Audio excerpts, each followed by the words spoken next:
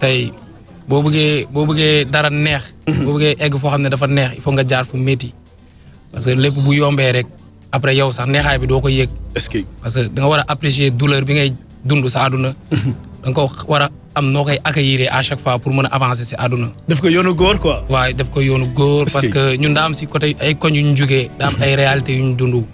daa am affaire yu bëri yu ñu gis yoo xam ne bëgguñu suñuy doom gis ko bëgguñu suñuy doom dund ko. tu vois te la moo si ëpp importance ak la moo si gën a neex mooy yàlla daf ñu jox voix boo xamante ne. tey mën nañ partager loolu. suñu vision bi ñu am nii pour génn si par exemple pour wane ni mën na nekk genre yàlla moo ñu may voix pour partager ko ak suñu morom tu vois. donc puissance affaire yi foofu la nekk. donc boo gisee jaar-jaar bi yëpp projet yi commencement bi bés ni ki tey dip quinzaine 1 2 3. TLK ba ñu egg si tey si LNN. loolu genre nit ku toogoon la programmer carrière am avant muy tàmbali en fait. loolu dafa leer avant may def sax bés ni ki tey xam naa bu baax lan laay def. nga jëm xam naa bu baax fan laay dem. yàlla suturaal ma jàppale ma ba affaire yi mujjee egsi fii nii tey. macha allah te bu soobee yàlla li si ñëw mooy li di ñëw mooy dàkk.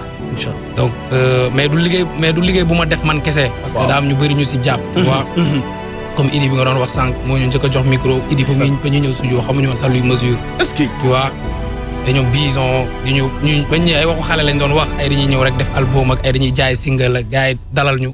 nañu nii lay demee nii ak nii ak nii ak nii.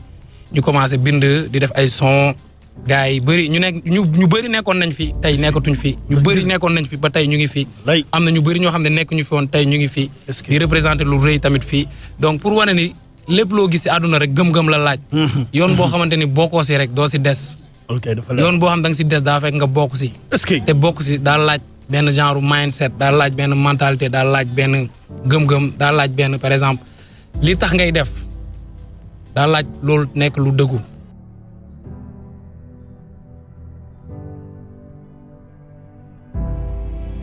di fanaan ak seen papa loolu ñàkkul fi ñu taxaw nii xam naa si dara parce que am naa fu ma jaar man tamit léegi xam nga mooy tax nga furi léegi gëm sa bopp nekkul nga dem jàngi amay diplôme liggéey amul nga toog non xam nga mooy gëm sa bopp gis nga nit bul nangu à chaque fois ngay tàllal loxo xam lu tax nit ki lay jox dina dem ba mu lay jox sax yéene bi dootu fa nekk li ngay ñaan rek pour mu débarrasser wu moo tax mu lay jox loolu nag dañ ko war a bañ képp ku nekk si ñun dañ ko war a bañ am na ñoo xamante ne dañuy liggéey guddi bëccëg lan moo tax ñun mënuñu liggéey guddi bëccëg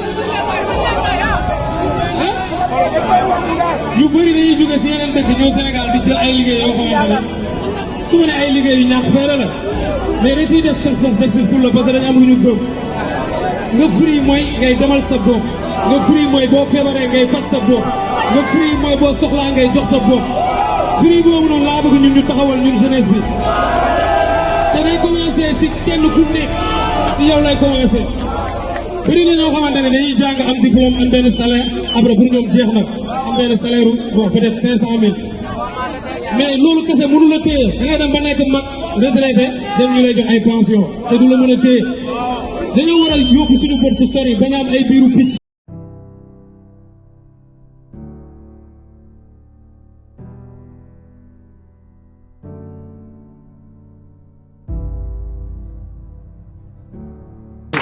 ñun ñëpp mën nañu ànd nii xam nga ambiance bi nii xam nga mais am na ñoo xamante ni li leen fi teg ëpp na loolu quoi. est-ce que am na ñoo xam ne li leen fi teg moo ëpp doole ambiance bi moo ëpp doole genre li nit yi di gis au fait. di nekk ci biti. donc bu demee ba egg si fii tey rek dafa fekk ne am na nit yu bëri yoo xamante ne. jàpp na si li leen fi tax a toog. ambiance. waaw liggéey la. job la donc maa ngi remercier ñëpp maa ngi profité pour remercier ñëpp ñi nga xamante ni jàpp nañ si liggéey bi. te ñun tam ñu ngi fii pour ñëpp tamit. loolu kay dafa leer. ku nekk na nga gëm sa bopp ak foo mënti jóge ak famille boo mënti jóge ak sa situation lu mu métti métti famille boo gis mu am dara daa am ku ko fa def fii nii table bii ñu taxaw di waxtaan sax am na ku doon daaj am ku doon xoos am na ku ci sonn àdduna amul dara lu neex te coono jógewu boo lekkee ba suur daan ko doon togg boo sangoo am na plombier yu doon job ba ndox bi mën a yéeg donc ku nekk da ngay def sa participation mu jeex loolu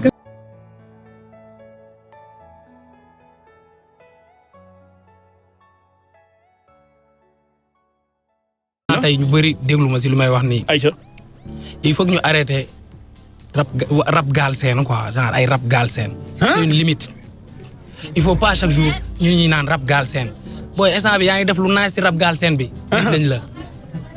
parce que si rap galsen nga koy def non parce que rap galsen la yem. bien vrai gars yi dañuy naan par exemple dañuy exporter rap galsen bi d'accord mais le fait que ñu naan rap galsen rek mu ngi rey rap. parce que am na foo xam ne foofu nga war a yem genre booy dégg rap galsen. ok booy bu ndaw boo ñëwee muy rap nga naan ko waaye noo dundee hip hop galsen bi tëj nga ko. maanaam foofu la yem quoi hip hop galsen affaire bi da nga ko war a génnee. parce que Sénégal moo soxla loolu instant bii nii. est-ce que. il faut que booy am benn ouverture d'esprit boo xamante ne warul tëju si ay code. warul tëju si ay colin warul tëju si ay par exemple ay principe boo xam ne sa principe bu bopp la. yow bu amee sa yëfu bopp def ko tu es libre. keneen bu amee yëfu boppam bàyyi ko mu def. loolu mooy avancer loo àdduna c'est liberté keneen ki lay arrêté. loolu il faut que ñu xam ko moo tax il faut ñu commencer ubbi affaire yi ñu bàyyi ay rap galsen affaire yooyu. non. ne lépp tijjee ko rap c'est universel ba ñoom Wizkid ñoo ngi nii di dugganteeg ay Beyoncé ñoom. affaire yu garaaw. waaye est-ce que Wizkid buy def son ak Beyoncé dañu naan. Afrobeat Naija. non musique la. nañ gars yi am fit fàtte loolu noonu ñu avancé. Real nigga that you ever seen before. Doundou Guiss got a deal, now you lick me in the store. Man, I fly like a bird, I fly like a lure, and blowing like a bitch. gëm sa bopp bi c'est très normal parce que àdduna boo si nekkee boo gëmul sa bopp boo gëmee yàlla ba pare gëmal sa bopp parce que boo gëmul sa bopp kan moo lay gëm boo gëmul sa bopp yaa mën a gëm sa bopp pour dem si àdduna noonu kese la après dañ nekk ay nit yoo xam ne dañu am ay nit yu ñu yaakaar am affaire yu ñu war a réaliser am bu mu war a dagg bu mu gàcce bi comme on le dit donc il faut nga gëm sa bopp pour egg fi nga jëm il faut nga ñeme parce que boo ñemewul rek doo jël ay risques boo jëlu ay risques doo am dara loolu moo tax ñu gëm suñu bopp on est presque obligé pour man je me dis que nit da nga war a gëm sa bopp c'est obligé tu es obligé. sama xeetu life dafa am ay xeetu degré bul dugg suñuy secret yamal ci lu ñu sekk non suñu life dafa hors norme nekkuñu di